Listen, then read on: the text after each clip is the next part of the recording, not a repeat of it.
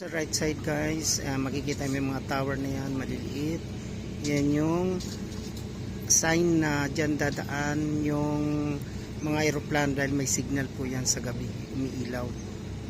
Ibig sabihin, mga tower po yan na para maiwasan na masadsad or bumaba ang aeroplano at mga helicopter. So, yung nakikita nyong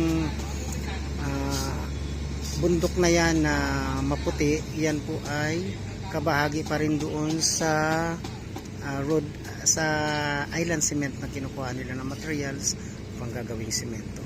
At dito sa gawin to guys, yan, eto naman dito ay makikita kang building.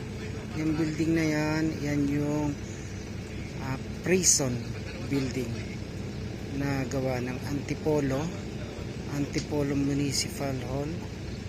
Yan, dalawang